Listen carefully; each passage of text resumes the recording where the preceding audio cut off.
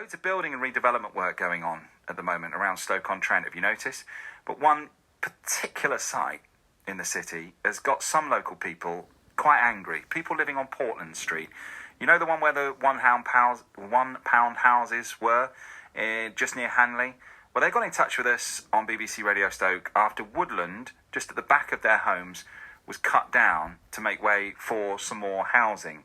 It's on the old Century Oils factory site between Waterloo Road and Century Street, which is being cleared so that new houses can be built there. I earlier spoke to Anna Francis, who lives nearby. We've been really supportive of seeing the site developed, but what has just suddenly happened, which has been very upsetting, is that in nesting season, which is absolutely the worst time, because obviously lots of birds are sitting on eggs, and the whole site from the 31st of March was just suddenly cleared.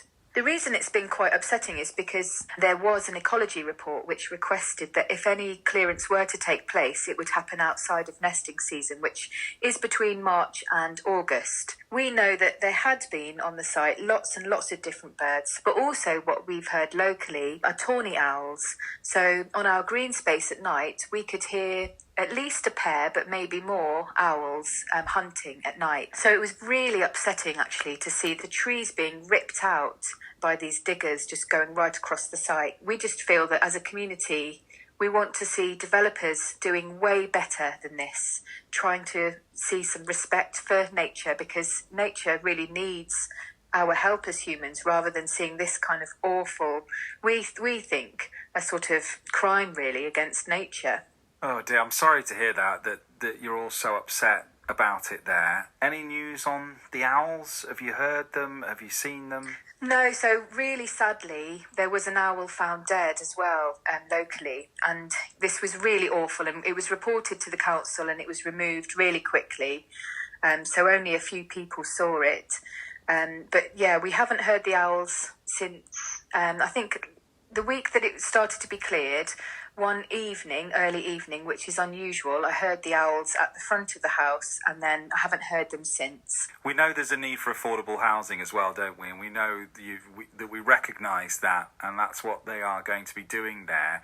And the company who own the land, the Brownfield site, as they call it, there's talk on working on a green corridor in between estates, maybe recognising the growth of nature. How would that sit with you?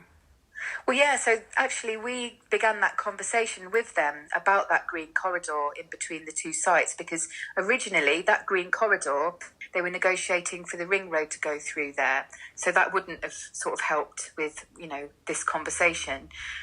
We haven't had any more communication with them about that, but if they are willing to sort of work with our community to sort of put that green corridor in place, then, I think that is definitely something that they need to do, because, it's not going to make it right, but it will go some way to support the nature that's been disturbed here. So, really looking at the biodiversity of these brownfields and recognising that, sites like this that have been empty for 20 years, they've been these really important nature havens.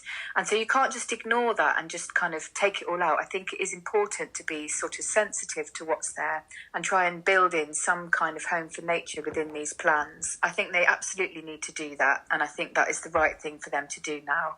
Anna Francis there, who lives between Waterloo Road and Century Street in that Portland Street area, and just really, really devastated about that area of woodland that had become quite green and full of nature being cut down at the time it was. Now, the team here at BBC Radio Stoke has contacted the landowner, a firm called Bluefield Sandbach, but it's yet to get back to us with a response.